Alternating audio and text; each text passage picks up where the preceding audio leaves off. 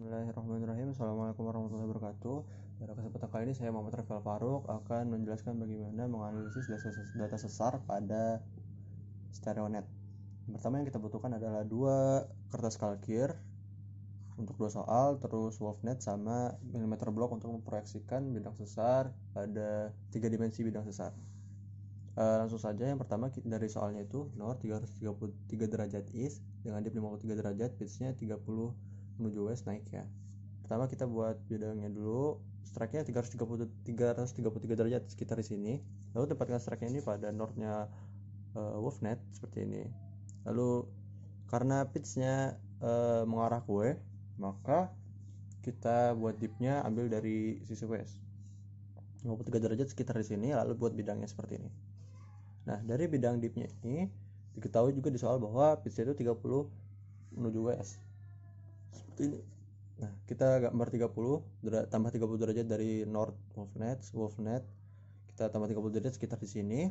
Nah, terus kita akan menentukan arahnya kemana. Nah, karena di sini dikasih tahu bahwa pitch-nya itu naik, maka kalau naik itu menuju pusat. Kalau dia turun, dia menjauhi pusat. Nah, setelah itu kita tambahkan 90 derajat dari pitch, mau ke atas mau ke bawah sama aja. Itu kita akan mendapatkan sigma 2, 10, 20, 30, 40, 50, 60, 70, 80, 90. Nah, ini sigma 2-nya di sini merupakan sigma 2.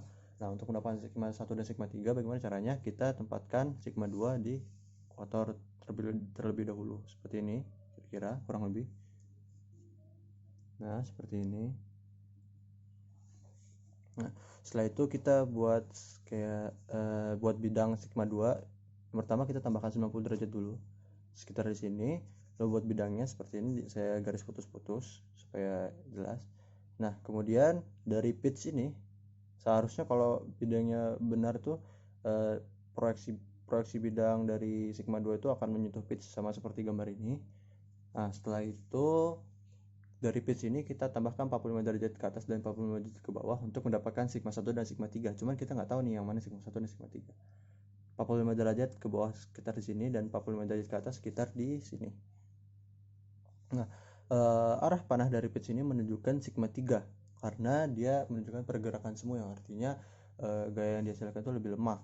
Makanya panah ini menunjukkan ke bawah, berarti di sini sigma 3, dan untuk titik yang lain tadi ini merupakan sigma 1. Nah, seperti ini. Lalu kita cari trend dan plunge-nya untuk sigma 1, sigma 2, dan sigma 3. Bagaimana caranya? Mudah saja. Yang pertama, dari masing-masing sigma itu kita tarik ke ekuator biar bisa mendapatkan plunge. Misalnya seperti sigma 3 ini. Seperti ini. Kita tarik sigma 3, tarik ke primitive circle untuk mendapatkan nilai plunge-nya. Dan di sini plunge-nya itu didapat sekitar 46 derajat.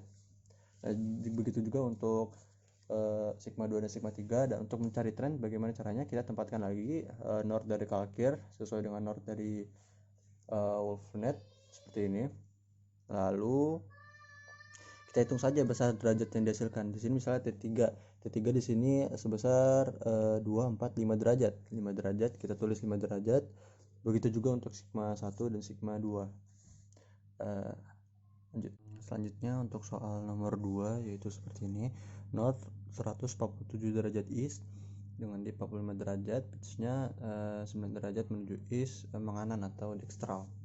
Pertama, seperti biasa kita membuat bidang patahannya terlebih dahulu. Sini strike-nya 147 derajat. Sekitar di sini ya, 147 derajat.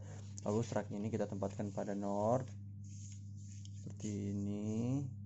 Nah, karena dia pitch-nya mau arah ke E, kita ngambil dip-nya dari arah E juga, seperti ini. Tambahkan dari soal itu 45 derajat, sekitar di sini 45 derajat. Lalu kita buat bidang patahannya seperti ini. Tarik garis di grid circle-nya untuk membuat bidang patahan. Nah, setelah itu kita cari pitch-nya di sini dikasih tahu 9 derajat. 9 derajat itu pitch-nya sekitar di sini ya. Nah, dari pitch ini kita tambahkan 90 derajat untuk mendapatkan sigma 2. 10, 20, 30, 40, 50, 60, 70, 80, 90. Nah, di sini ya sigma 2 ya. Kira-kira di sini. sigma 2. Nah, setelah itu tempatkan sigma 2 pada garis ekuator seperti ini kurang lebih ya. Nah, setelah ditempatkan di garis ekuator, kita buat bidang dari sigma 2. Caranya bagaimana? Kita tambahkan 90 derajat ke kanan mau ke kiri sama aja. 10, 20, 30, 40, 50, 60, 70, 80, 90 ya. Kira-kira di sini 90 derajat. Nah, kita buat bidangnya. Kita bikin garis putus-putus biar bisa membedakan ya. Seperti ini. Lalu dari pitch yang sini kita tambahkan 45 derajat ke bawah dan 45 derajat ke atas seperti ini. 45 derajat ke bawah dan 45 derajat ke atas. Nah, kita dapat titik-titik sigmanya nih, cuman kita nggak tahu nih dia sigmanya sigma apa. Setelah itu kita tempatkan lagi kalkirnya pada posisi semula, yaitu north kalkir dengan north offset seperti ini pada posisi normal ya. Nah, setelah itu kita lihat karena dia ini tuh merupakan sesar yang dekstral, yang menganan. Nah, berarti yang di kanan tuh merupakan si sigma satunya, karena dia merupakan gaya yang terkuat yang mengakibatkan sesar itu terjadi. Nah, dari sini bisa kita lihat di sini sigma satunya ya, sigma satu yang di bagian atas, karena dia mendorong dari sini, mengendong belah batuan yang di sini, dia dorong dari sini sigma satu karena yang paling kuat, lalu menghasilkan pergerakan sembunyi di sigma 3 seperti ini. Nah, gitu. Lalu kita berarti ini sigma 1 ya, ini sigma 1, sigma 3. Nah, terus kita cari tren dan punch-nya seperti cara yang tadi. Bagaimana caranya? Punch-nya kita cara mencari punch-nya kita dari masing-masing sigma tempatkan di bidang ekuator, lalu kita bikin garis untuk menghitung derajatnya. Di sini sigma 3-nya itu punch-nya itu sebesar 35 derajat. Nah, begitu juga untuk sigma lain. Dan untuk mencari tren kita tempatkan north kalkir dengan north Wolfnet sama posisi normal, lalu kita hitung derajat yang dibentuk. Di sini untuk tren yang satu dibentuknya 7 derajat ya, 7 derajat. Nah, itu juga berlakukan untuk sigma yang lain. Lalu selanjutnya kita akan membuat proyeksi 3 dimensi dari masing-masing sesar. Yang pertama untuk soal nomor 1 ini, karena strike itu kan menuju utara ya. Nah, berarti kita untuk menuju utara ke arah east 333 derajat. Nah, 333 derajat itu sekitar ini. Nah, ini proyeksinya seperti ini. Lalu kita akan membuat proyeksi 3 dimensi. Bagaimana? Pertama, dari garis ini yang kita bentuk tadi, kita proyeksikan untuk membuat sebuah bongkahan batuan seperti ini misalnya. Harus sama ya agar bisa mempresentasikan dengan benar. Ini kita copy di sini juga. Lalu kita buat sebuah kayak bongkahan gitu. Seperti ini. Nah, untuk mendapatkan kemiringan ini bagaimana caranya? Dip itu kan merupakan sudut yang dibentuk antara garis horizontal hayal sama si sesarnya. Nah, ini kira-kira dari soalnya itu kan 53 derajat. Nah, 53 derajat itu kira-kira segini nih. Berarti dari sini ke sini tuh 53 derajat kita bisa bentuk nih. Nah, ini kemiringan sesarnya segini. Nah, seperti ini. Nah, setelah itu kita akan membuat reknya, yaitu arah pergerakan dari si silicon line itu, dari arah pergerakan si sesarnya itu kemana. Di sini kasih tahu 30 derajat kan. Nah, kalau 30 derajat yang dibentuk tuh seperti ini nih. Nah, jadi di sini 30 derajat itu sekitar ke sini nih. Dari misalnya kita tarik busur dari sini 30 derajat itu akan sekitar sini. Nah, berarti arah pergerakan tuh ke sana tuh. Arah pergerakannya ke sana tuh. Nah, setelah itu kita membuat proyeksi dari hanging wall-nya. Tadi kan foot wall. Sekarang hanging wall-nya karena dia naik ya, berarti kita gambarkan dia naik seperti ini. Nah, kayak naik gini kan. Ini kan awalnya dia di sini sama, terus karena dia naik dia jadi kayak gini. Nah, itu kita proyeksikan juga tadi si garis yang ini. Sini taruh sini, terus kita buat supaya dia bisa kayak jadi bongkahan asli gitu. Terus kita buat kayak bongkahan kayak gini kan. Nah, jadi nih proyeksinya nih, ini foot wall, ini hanging wall. Nah, kita lihat lagi nih, karena hanging wall ya dia cenderung naik dan mengarah ke kiri, berarti kita lihat nih apa nama sesarnya di diagram klasifikasi sesar menurut Ricard. Nah, lihat sini nih, kan tadi kasih tahu nih pitchnya 30 sama dipnya 53 derajat. Nah pitchnya 30, kita cari nih pitchnya 30, ini merupakan pitchnya ya, karena dia tadi kan ke atas terus dia mengarah ke kiri, berarti kita cari yang ke atas, berarti di antara dua ini ke kiri. Nah di sini nih berarti nih kita cari nih pitch ini garis pitch nih, tadi kan pitchnya 30, berarti 30 tuh di sekitar sini.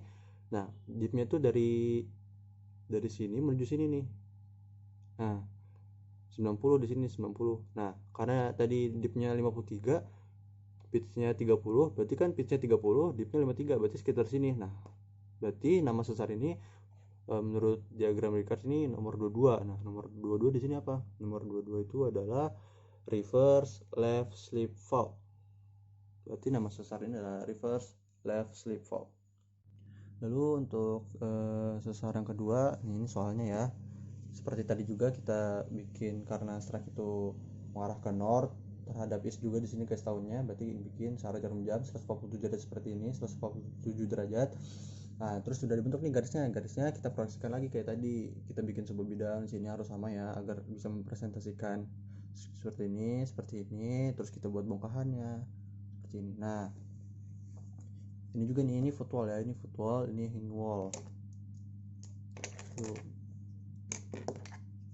Ini footwall,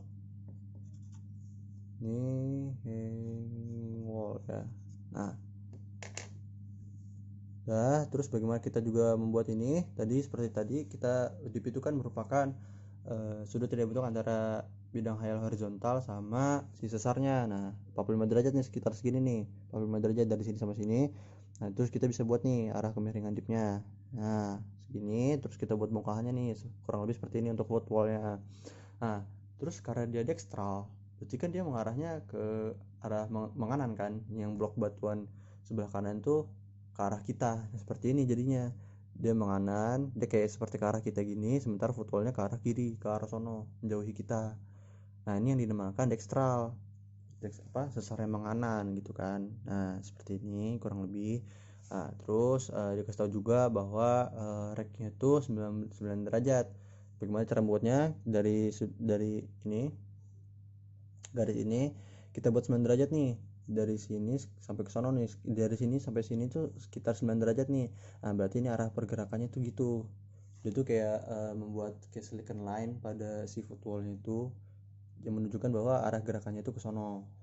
Nah 9 derajat ke arah sono, berarti dia ini kan kayaknya kurang lebih dia tuh mengarah ke arah atas dan menganan kan, ke arah atas dan menganan. Nah kita lihat nih di diagram Ricard, ke arah atas dan menganan, dia ke arah atas kan, karena dia 9 derajat ke sini, berarti kan kalau dia menuju kita semakin lama dia semakin naik dong si hanging wallnya. Nah karena dia semakin naik berarti dia ke atas dan menganan. Kita lihat nih, tadi dikasih juga pitchnya 9 dan dipnya 45 derajat nih. Pitchnya ini kan pitch nih, dia ke arah atas dan menganan, berarti di daerah sini kan. Kita lihat nih, pitchnya 9, berarti kalau pitchnya 9 dari 0, 9 itu di sekitar sini. Nah karena dia di sekitar sini, terus dipnya juga tahu sebesar 45 derajat. Nah berarti dia di sekitar sini kan dipnya, karena sini 45 derajat juga nih. Nah berarti dia masuknya berarti kemungkinan pertemuan potongan ini itu di sini nih, sini ya. Nah di sini tuh merupakan right slip, berarti kita jawabnya nama sesar ini adalah right slip fault. Sekian, terima kasih.